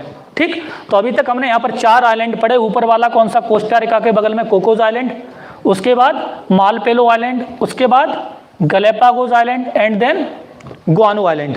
ठीक है, इसके बाद आपका जो नीचे कंट्री आता है, इसका नाम है चिले। चिले क्या है, आपका काफ़ी लॉन्गेस्ट, काफ़ी लंबा, वेस्टर्न कोस्ट के किनारे किनारे वाला कंट्री है। ठीक, और ये इतना आपका बड़ा है कि यहाँ पर बिल्कुल जो सबसे लास्ट में, यानी दुनिया में पूछा जाए कि सदर्न मोस्ट परमानेंट हैबिटेशन कौन सा है इंसान का, यानी सबसे दक्षिणतम बिंदु, जैसे भारत की बात करेंगे तो मेनलैंड की तो कन्याकुमारी है। ठीक, और पूरे भारत की बात करें तो कौन सा, इंदिरा पॉइंट है। ठीक, लेकिन पूरी दुनिया में पूछेंगे कि सबसे परमानेंट वाला, सबसे सदर्न पॉइंट कौन सा है, सबसे दक्षिणी पॉइंट कौन सा है, जहाँ पर इंसान परमानेंट रहता है, तो वो जगह कौन सी है, ये चिले में पड़ती है, बिल्कुल यहाँ। और चिले के बिल्कुल नीचे देखेंगे तो यहाँ पर लिख रहा है केप हॉर्न, लिख रहा है कि नहीं, तो Cape Horn is the southern most habitation. ठीक, अब इसके बगल में, चिले के बगल में यहाँ पर कंट्री देखेंगे जिसका नाम होगा अर्जेंटीना, लिख रहा है कि नहीं। अर्जेंटीना और चिले दोनों पैरेलल कंट्री हैं, जो आपके निचला वाला पार्ट इसको घेरते हैं। तो देख रहे होंगे चिले वाला जो रीजन है, अर्जेंटीना वाला रीजन है, ये इस तरीके से है, और इसके बीच में यहाँ से एक कैनाल है, यानी यहाँ से एक स्ट्रेट है, यानी जल संधि है, और जल संधि का नाम है मैगलन जल संधि। कौन सी, मैगलन। तो ये सवाल कई बार पूछा जा चुका है, मतलब आपके अलग तरीके से, कि जो मैगलन स्ट्रेट है वो कौन से देश के अंदर आती है, तो चिले में आती है, अर्जेंटीना में आती है, या फिर दोनों में आती है, दोनों में से किसी में नहीं आती है, तो किस में कंसीडर होगी ये, दोनों में या फिर दोनों में नहीं, ये सिर्फ चिले में कंसीडर होती है। ठीक है, सिर्फ चिले में, ध्यान रखना, अर्जेंटीना का मैगलन स्ट्रेट पर कोई आधिपत्य या कोई राइट नहीं है। ठीक है, हाँ वो मैप में नहीं दिखेगा इसको, ठीक है, क्लियर नहीं दिखेगा, स्ट्रेट ऑफ मैगलन दिख रहा होगा। ठीक है, दूसरी चीज, यहाँ के जो व्यापार है वो इस रास्ते से जाने के बजाय कहाँ से लेके जाते हैं, मैगलन के थ्रू जाते हैं। तो उनके पास 2 रूट है, रूट नंबर 1, रूट नंबर 2। ये नीचे वाला क्यों नहीं लेके जाते, मैगलन स्ट्रेट व्यापार के मामले में इतनी इंपॉर्टेंट क्यों हो गई, जबकि उनके पास इससे नीचे पूरा समंदर है, पूरा खाली है केप हॉर्न के नीचे। उधर से क्यों नहीं जाते? तो कारण क्या है कि इसके जस्ट नीचे क्या शुरू हो जाता है? अंटार्कटिका। और अंटार्कटिका से बड़े बड़े ग्लेशियर्स पिघल पिघल के कहाँ आते रहते हैं? इस एरिया में। तो पता लगा कोई दूसरा टाइटैनिक ना बन जाए। पता है ना टाइटैनिक क्यों डूब गया था? ठीक, टाइटैनिक का जो कैप्टन था उसने देखा अरे कोई बर्फ की सिल्ली चले आ रही है, बोले हमारा जहाज इतना बड़ा है, ये छोटे मोटे बर्फ क्या करेंगे? बोले इसको तोड़ के निकल जाएगा। यही तो था। लेकिन उस समय ये नहीं पता था कि जो ग्लेशियर होता है, जो आपके समुद्र में जब बर्फ तैरो तो एक पार्ट नीचे और 9 पार्ट, एक पार्ट ऊपर पानी के ऊपर और 9 पार्ट नीचे होता है। अगर ये उसने पढ़ लिया होता तो पता आपके टाइटैनिक नहीं डूबता। ठीक है, ये अब पता है लोगों के लिए। तो ऐसे में जब इस रास्ते से जाएंगे तो कौन सा जहाज, कौन सा आपका ग्लेशियर हो, कौन सा आपका आइसबर्ग, बर्फ का टुकड़ा कोई ग्लेशियर का टूटकर यहाँ पर तैर रहा हो, कहाँ नहीं जा सकता। ऐसे में टाइटैनिक बनने से रोकने के लिए क्या करते हैं? व्यापार किस रास्ते से होता है? मैगलन स्ट्रेट से होता है। बात क्लियर? केप हॉर्न के नीचे से अवॉइड करते हैं, बचाते हैं इसलिए। ठीक है, क्योंकि इस एरिया में यहाँ पर आइसबर्ग होने की प्रोबेबिलिटी ज़्यादा है। ठीक है, अब जो अर्जेंटीना है इसके साउथ में, यानी कि इसके ईस्ट में चिले के, ये आपकी फेमस है किसके लिए? यहाँ पर आपके घास के मैदान पाए जाते हैं जिन्हें बोलते हैं पंपास। क्या बोलते हैं? पंपास। पंपास और प्रेरी, ये दो आपके घास के मैदान है अमेरिका में। प्रेरी किस में है? नॉर्थ अमेरिका में। पंपास किस में है? साउथ अमेरिका में। अब इन दोनों के बीच में क्या है? आपके 3 कंट्री आते हैं, ब्राजील और अर्जेंटीना की आपकी जो बाउंड्री शेयर होती है 3 कंट्री से होती है आपस में मिलकर। कौन कौन सी? एक तो आपका बोलीविया, दूसरा आपका पैराग्वे और एक का उरुग्वे। बोलीविया, पैराग्वे और उरुग्वे, ये 3 कंट्री। इसके अलावा थोड़ी सी बाउंड्री आपस में भी टच होती है, देख रहे होंगे यहाँ पर ये रीजन। ठीक, ये अगर यहाँ पर कोई और कंट्री होता तो ब्राजील और अर्जेंटीना आपस में बाउंड्री टच नहीं करते। बात क्लियर? अब देखते हैं इसका आपका साउथ अमेरिका का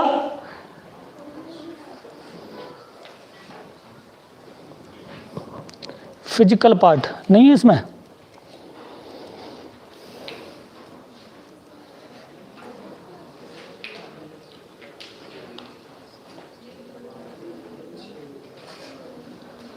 टाइम बचा है अभी? 5 मिनट है?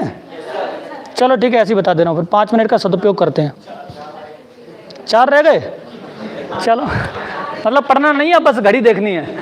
ठीक है, तो देखिए जैसे आपके नॉर्थ अमेरिका में एक आपकी माउंटेन रेंज थी जिसका नाम क्या था? रॉकीज। ऐसे ही यहाँ से कोलंबिया से शुरू होकर यहाँ तक कौन सी माउंटेन रेंज है जिसका नाम क्या है? इसका नाम है एंडीज। एंडीज कंटिन्यूअस रेंज है जो पूरे वर्ल्ड में हाईएस्ट में गिनती आती है। ठीक, दूसरी चीज, सबसे लंबी माउंटेन रेंज की जब बात होगी तो कौन सी है? एंडीज माउंटेन रेंज है सबसे लंबी की जब बात होगी। ठीक है, बात क्लियर? एंडीज पर ही क्या है यहाँ पर दुनिया का। तो देखिए एंडीज के नाम पर क्या क्या फेमस है। पहली बात तो सबसे पहला पॉइंट इसके बारे में क्या है? ये लॉन्गेस्ट माउंटेन रेंज है। हिमालय सबसे ऊंचा अवश्य है, लेकिन सबसे लंबे की बात होगी, कंटिन्यूअस की बात होगी तो क्या है? कौन सा नाम आएगा? तो एंडीज का नाम आएगा। ठीक है, दुनिया की सबसे हाईएस्ट कैपिटल्स 3 सबसे ऊंचाई पर जो स्थित हैं वो कहाँ पर है? एंडीज में। कौन कौन सी? देख लीजिए, एक तरफ से कौन सी? कोलंबिया की बोगोटा, इधर आपकी इक्वाडोर की, और इधर आपकी पेरू की लीमा। ये तीनों कहाँ पर हैं? ये तीनों के तीनों हाईएस्ट कैपिटल्स में इनकी गिनती आती है, यानी सबसे ज़्यादा ऊंचाई पर स्थित। ठीक, तीसरा पॉइंट आता है कौन सा आपका? यहाँ पर एक झील है जो काफ़ी ऊंचाई पर है समुद्र तल से। दूसरी चीज, जैसे इस एरिया से जितना ऊपर बढ़ते जाएंगे आपका टेम्परेचर घटेगा या बढ़ेगा? घटता है या बढ़ता है? जमीन से जितना ऊपर जाएंगे तो पहले घटता है, एक लिमिट के बाद क्या होता जाएगा? बढ़ता जाएगा। यानी जब आप जब एटमॉस्फेयर पढ़ेंगे तो एटमॉस्फेयर में लेयर्स हैं, उसमें सबसे जो नीचे होती है उसे बोलते हैं क्षोभमंडल या फिर ट्रोपोस्फीयर, जिसकी ऊंचाई 8 किलोमीटर से 18 किलोमीटर के बीच में है। ठीक, तो उस रेंज तक यानी ट्रोपोस्फीयर में क्या हो जाता है? टेम्परेचर घटता जाता है। यही कारण है कि हमारे यहाँ पर गर्मी ज़्यादा है, लद्दाख में बिल्कुल नहीं। लद्दाख क्या है? समुद्री तल से ज़्यादा ऊंचाई पर है हमारी तुलना में। ठीक है, ध्यान रखना इस बात का।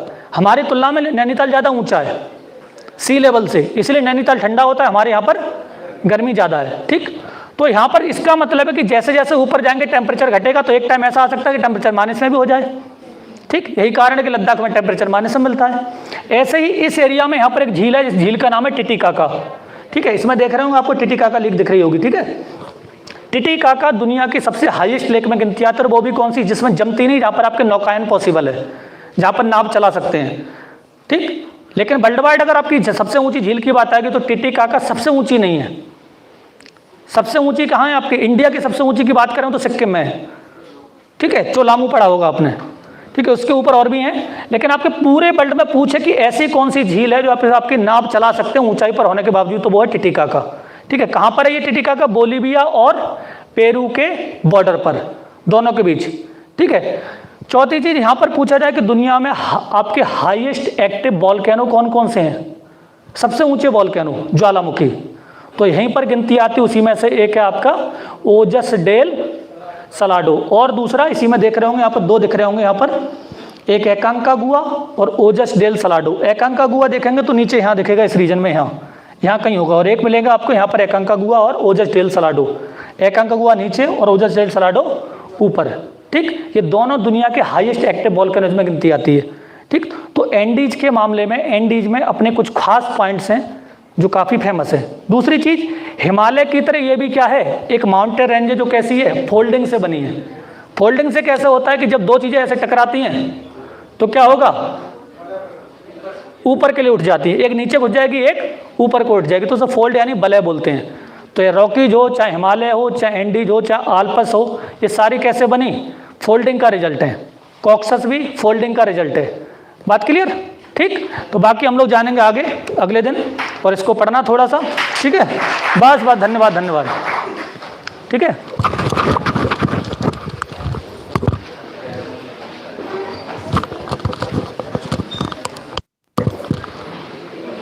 और आज भी कुछ लोग आपके बिना एड्रेस के बैठे थे, सर मुंह दिखाई करने आए थे, ऐसा पता नहीं था।